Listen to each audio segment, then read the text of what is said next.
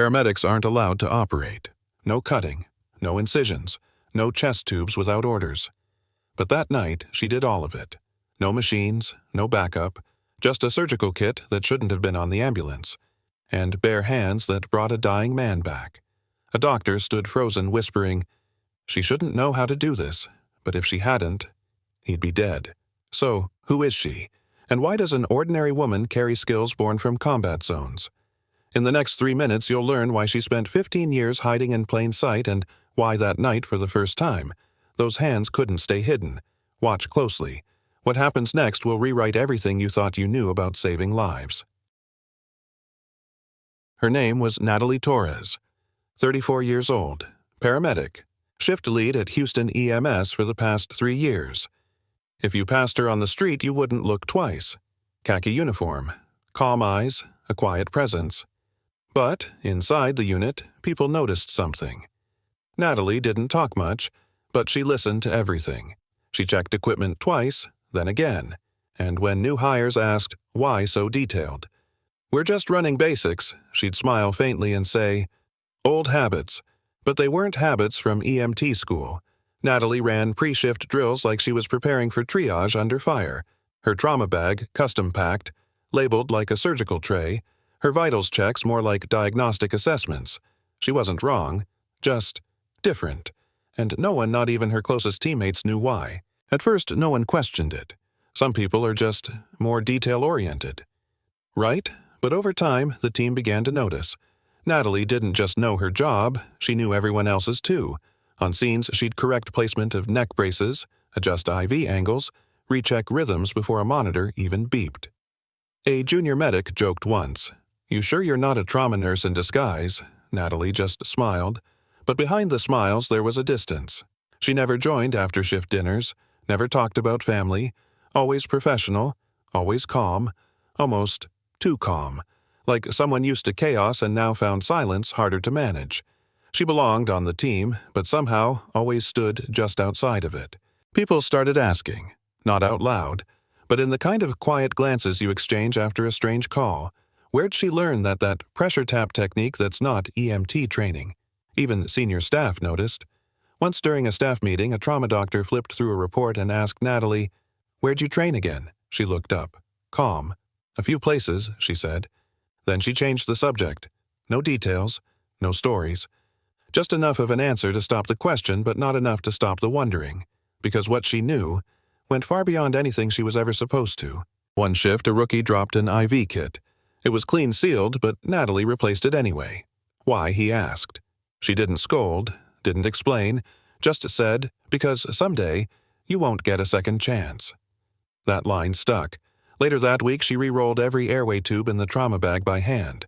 Not because they were out of place, but because, as she put it, muscle memory saves time. Time saves lives. These weren't rules from the EMT handbook. These were habits shaped by urgency, the kind you don't learn in training, the kind that only come from places where seconds mean survival. Tuesday night, the kind of shift where you hope nothing happens.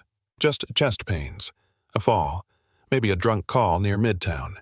Natalie was on with Marcus and Elena, both newer to trauma. The mood was light. Marcus brought donuts. Elena was catching up on charting. Natalie checked the rig again, third time that night. No one questioned it anymore. It was just Natalie being Natalie. But then... 11:47 p.m. Dispatch cracked through the radio, multiple vehicle collision. Highway 610 inbound. Multiple casualties, possible entrapments. All three sat up. Marcus blinked. Wait, did they say entrapments? Natalie didn't answer. She was already reaching for the trauma pack, because some part of her had been waiting. The call came through at 11:47. By 11:55 they were on scene. 3 vehicles, one overturned. Screams in the air, glass everywhere, a sedan crushed like foil. Firefighters already working. One waved them in. Marcus froze. Oh, God. Is that a kid's seat? Elena's hands shook as she grabbed gloves. Natalie, already scanning the scene, already moving. Her posture changed. Her face went still. Not panic, not adrenaline. Precision. Like her body remembered something. Her mind had learned to forget. Because to everyone else, this was chaos. But to Natalie, it was familiar. And that familiarity was about to save a life. First patient male, 40s, conscious, bleeding from the scalp. Marcus started his assessment. Pupils equal, vitals stable. Just a head wound. Probably superficial, he said. But Natalie didn't agree. She stepped in, knelt low, and stared at the man's eyes. One pupil, just slightly off. The bleeding too steady. His answers just a fraction too slow. Marcus looked at her. What Natalie's voice changed. Calm, but commanding. This isn't superficial. He's herniating. We need airway support. Now. Marcus blinked. That's an advanced neuro call. Natalie, we're not. She didn't wait. She reached for the intubation kit. Because she didn't guess. She knew. Natalie pulled the intubation kit. Not the basic one. The advanced trauma airway kit tucked deep in her personal pack. Marcus hesitated. Natalie, we don't have orders. We're not cleared for that. She didn't stop. Her hands moved fast but without panic. Tilted the patient's head, checked for swelling, slid the blade with surgical precision. No fumbling, no second guessing. Marcus just stared. Where the hell did she learn that one fire captain glanced over, then said nothing? Because within seconds the patient's vitals stabilized. Oxygen in, pressure holding, and Natalie already reaching for the next kit. Like this was just the beginning. The first patient stabilized, his breathing steady, pulse returning. Marcus was still frozen. Natalie wiped her gloves, reached for new ones. And then it happened. That moment when the chaos paused, just long enough for the question to catch up. Elena turned to her voice barely audible. Natalie, where did you learn that silence? Not just from Natalie, from everyone, because even the fire captain had stopped moving. Natalie looked down at her hands, now streaked with blood but perfectly steady. She didn't answer, not yet, but the look in her eyes said she'd heard that question before, many times, in places no one here had ever been. Second patient, female, 20s, chest trauma, weak pulse, cyanotic lips. Elena ran O2. Marcus fumbled for vitals, but Natalie had already seen it. Tension, pneumothorax, possibly bilateral. She didn't speak. She just moved. Unzipped her bag, pulled out a large-bore decompression needle. Not standard issue. She located the second intercostal space and without hesitation inserted the needle. A sharp hiss of air. The patient gasped, then coughed. Color rushed back to her face. Marcus stared. That's surgical field protocol, he whispered, and Natalie didn't deny it. She just said she was dying. Now she's not. For a few seconds, no one said anything. The girl was alive, breathing, but no one looked at her. They were all looking at Natalie. Marcus took a step back, his voice low. You just performed a field chest decompression. Natalie didn't flinch. I did what she needed. Elena blinked eyes wide. But how do you even know how to do that? Natalie didn't answer. She didn't need to. Because in that moment she wasn't just the paramedic they'd worked with for years. She was something else. And for the first time, they all knew it. Third patient, male, mid-30s, thrown from the vehicle. Unresponsive, rapid, shallow breathing, chest rising unevenly, abdomen swelling. Marcus looked panicked. I think maybe internal bleeding? What do we even, Elena cut in. We wait for flight med or trauma backup. Natalie didn't wait. She slid beside the man, checked pulses, pupils, pressure points. BP's crashing. We don't have time. She reached into her bag again. This time for something none of them had ever seen her use. A field transfusion kit. Marcus's voice cracked Natalie. Stop. That's not... But she had already started, because the clock wasn't on their side, and she'd learned how to fight it, in places where it never waited. She didn't yell, she didn't ask, she just moved. Set the IV, stabilized the line, drew fluid, monitored pressure. Her hands worked with quiet precision. Not fast, just certain. Marcus stopped talking. Elena stepped back. Even the battalion chief who'd just arrived watched silently from the edge of the scene. Because whatever Natalie was doing, it wasn't in the manual. But it was working. Color returned to the patient's lips. Pulse found rhythm. And no one in that moment asked her for credentials. They just followed her lead. Because somehow everyone understood she'd done this before. Many, many times. Lights from the trauma bay spilled across the pavement. As Natalie finished taping the line, the ambulance doors swung open. Dr. Rajon, ER lead. late 40s, known for precision and presence. He scanned the patient, then the team, looked at the vitals, the airway, the blood pressure line, everything. Too clean, too advanced. Who performed these interventions? No one spoke. Marcus looked at Natalie. Elena did too, but Natalie didn't answer. Not yet. Dr. Rajan looked again, this time straight at her. I've seen combat trauma in Kandahar. Who here has too? And just like that, the silence cracked. She didn't flinch. She didn't shift. She just looked at Dr. Rajan and held the silence. Because this wasn't just a question about procedure, it was about who she really was and why she'd spent so long not answering that. Marcus stepped forward, voice low. Natalie, maybe you should. But she raised a hand. Not to speak, just to say, not yet. Her eyes dropped to her gloves, still stained but steady, and for a moment it was clear. The hands that just saved 3 lives had once done so in places far from this city, places no one here had seen, not yet. Before Houston, before uniforms with name tags, there was dust, heat, and a tent with no walls.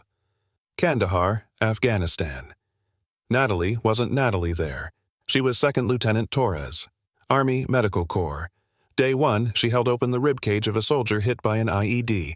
Her commanding officer whispered, "You've got 90 seconds. His lungs are collapsing." There were no monitors, no backup, just hands' instinct and orders no one could question. That day, she didn't freeze. She didn't panic. She saved him, and earned something she'd never put on a resume, the ability to stay calm when death is already in the room. After that first surgery, they stopped treating her like a rookie. She didn't earn it with the title, she earned it with her hands. Over the next 18 months, Natalie worked on bodies torn apart by explosions. Gunfire, blunt trauma no civilian ER ever sees. No time for hesitation, no luxury of prep.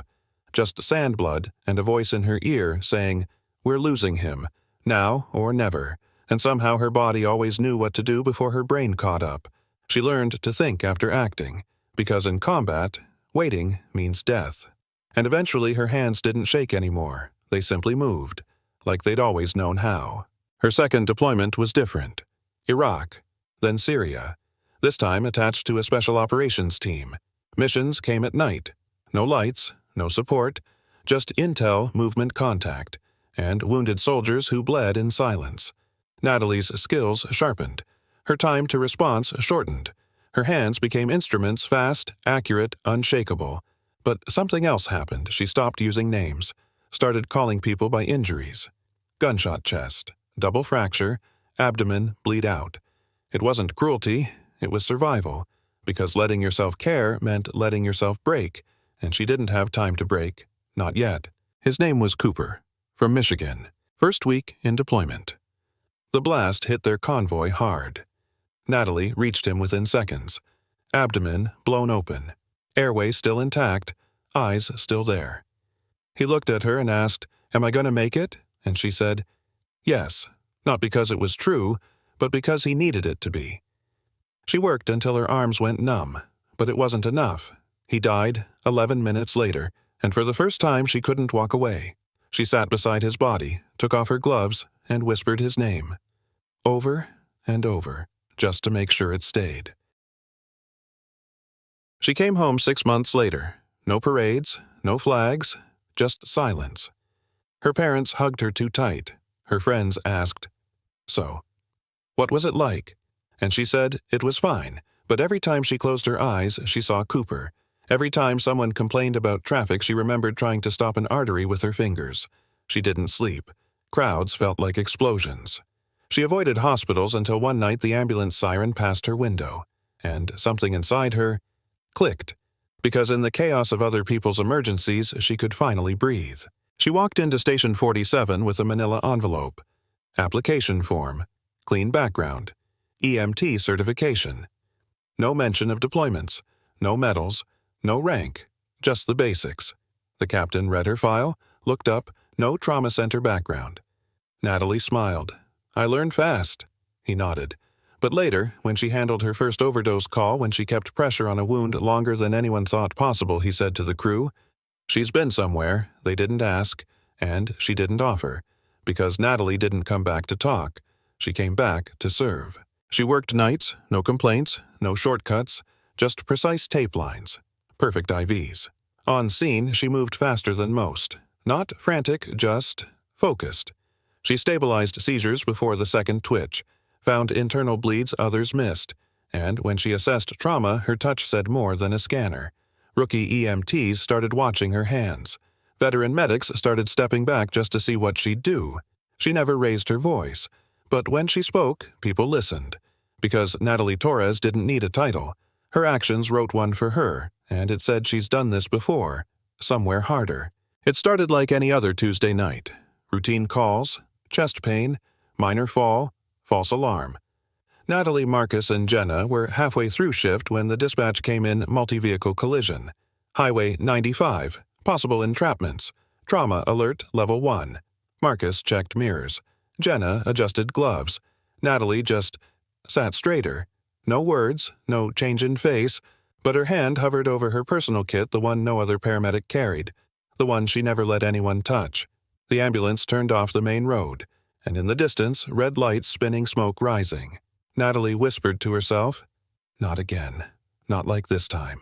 3 cars. 1 flipped. 2 mangled together. Screams. Smoke. A faint smell of leaking fuel.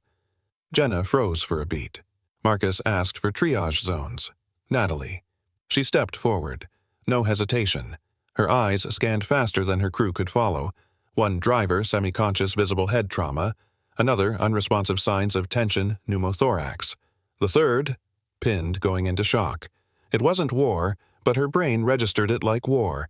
3 priorities, 4 minutes. No surgeon, no time. Natalie dropped to her knees beside the worst one. Her voice was low, firm. Marcus. Stabilize airway.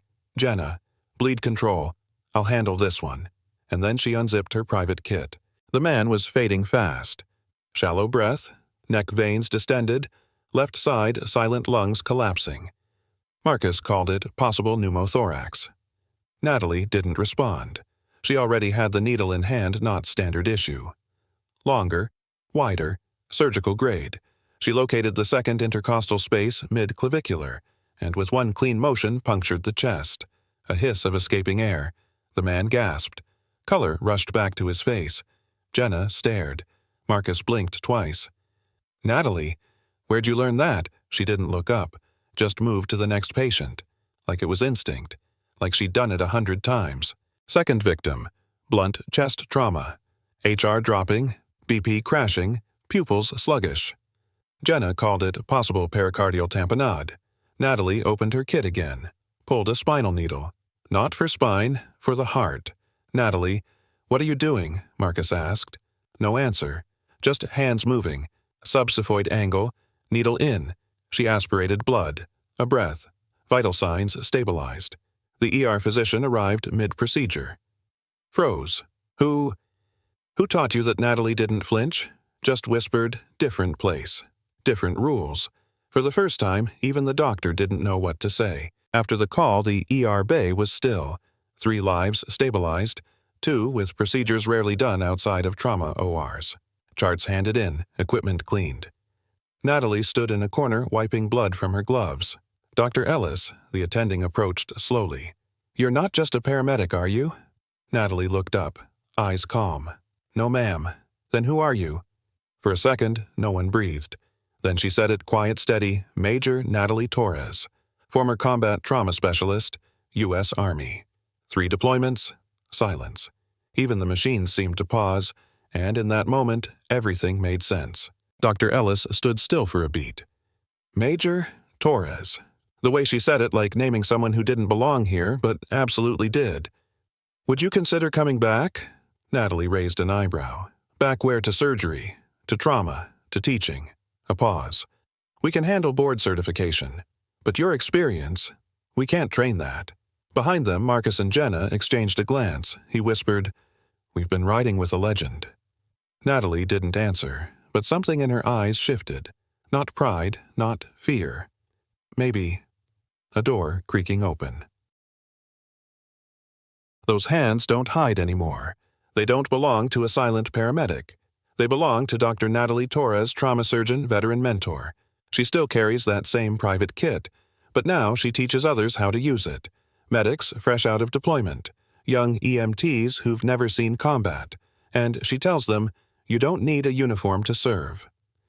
In the halls of Metro General, her name's on the wall now, but she still takes night shifts, still kneels beside Rex, still listens before she speaks, because legends don't announce themselves.